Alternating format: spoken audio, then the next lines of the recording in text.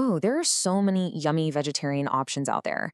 You could try like lentil soup, veggie burgers, tofu stir fry. The possibilities are endless. What if the very people who are building the most powerful technology in human history are now the ones who are most afraid of what it's about to become? And what if the future we should really be worried about isn't the one with evil, malicious robots, but a future that's just moving too fast for us to understand, too fast to ever control? You have no idea what's coming. That's not a line from a movie. It's a real warning.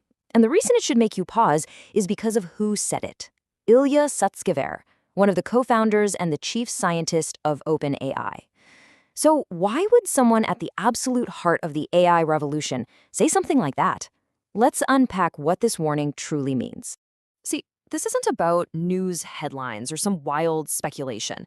This is about a warning that's coming from inside the system, from the people who are literally building our future. When someone like Suskever talks, it's just different.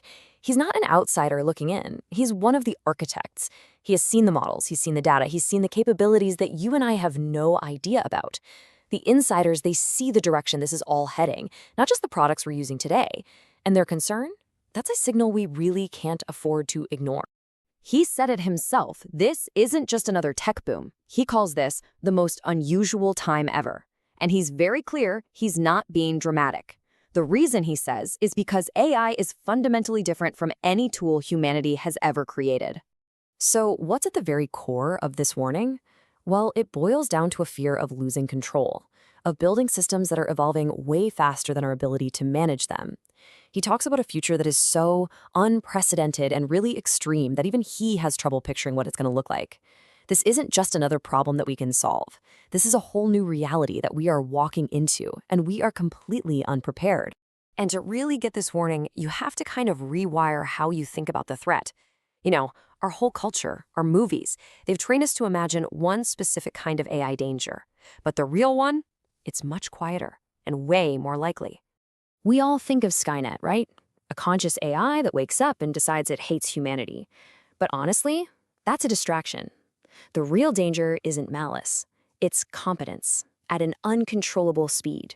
It's an AI that's pursuing a goal we gave it, but doing it in ways we never intended, with consequences we could never possibly predict. The risk isn't that it will want to destroy us, but that we will just become irrelevant to its process. You see, the problem isn't just that AI will be smart. The problem is that it will be autonomous. Think about it. When a system can run 1,000,000 simulations, make 1,000 decisions, and take 100 actions in the time it takes you to read this sentence, our oversight, our control, it becomes a fantasy. We're not in the loop anymore. We're just watching. And this isn't some abstract future we're talking about. The people who are building this technology, they're now talking in terms of years, single-digit years, not decades. The former CEO of Google, Eric Schmidt, he talks about what he calls the San Francisco consensus. This is the timeline that the people inside these companies are working with. Within 1 year, elite cognitive jobs, programmers, mathematicians, they start getting automated. Within 5 years, AGI, that's an AI as smart as any human expert on Earth. And within 6 years, artificial superintelligence, an intelligence smarter than all of humanity combined. Just think about that pace for a second. So how is that even possible? Well, the engine behind it is something called recursive self-improvement. This is the tipping point. It's the moment the AI starts writing its own code, improving itself, making itself smarter, all without any human help. The progress stops being a straight line and just goes exponential. And the next phase of this is already here. It's called agentic solutions. Now, this isn't just an AI that can answer your question or write an email. This is an AI that you give a complex goal to, and it can figure out and execute all the steps to achieve it, all by itself. It's not a tool anymore. It's an autonomous worker. Let's use a real-world example to make sense of this. Eric Schmidt gives a simple one. Tell an AI to build you a house. An agent doesn't just design it. It goes out, it finds and buys the land, it navigates all the complex zoning laws, it hires the contractors, it manages the project, and it pays all the invoices. Now, just replace build a house with run a company, or manage a supply chain, or design a military strategy. You've just automated entire industries of high-level human work.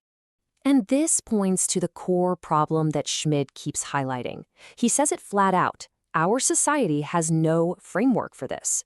Our laws, our economies, our social structures, they're all built around human speed and human limitations. They are just not ready for this level of autonomy. Which brings us from the big picture down to the personal. If AI can do our jobs, well, what's left for us to do? This isn't really an economic question. It's a question about our identity. Sutskever really drills down to the fundamental challenge with this simple, brutal logic. Our brains are biological computers. So why would we ever assume a digital computer can't eventually do everything our brains can do and probably much more? This way of thinking just dismantles this whole idea that humans are somehow special. There's no magical spark. It's just processing power and architecture. And that forces us to ask the ultimate question for ourselves. What is our role in the world going to be? When our ability to solve problems, our creativity, our strategic thinking, when all of that is outsourced to a superior intelligence, where do we find our value? What is the purpose of being human in a world that might not need human intellect anymore?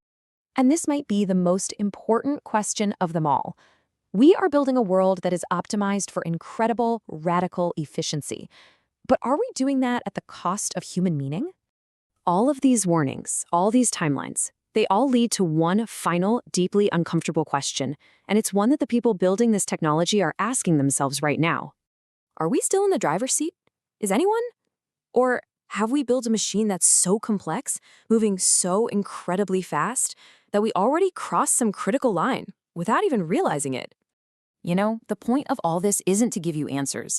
It's to make sure you're asking the right questions. Because this conversation is just not happening widely enough or fast enough. This is a warning. If you believe we need to have more honest, more urgent conversations about where this is all taking us, subscribe. Share this with somebody you know who still thinks AI is just another app on their phone. And I really want you to answer this in the comments below. Based on everything you've just heard, are we still in control?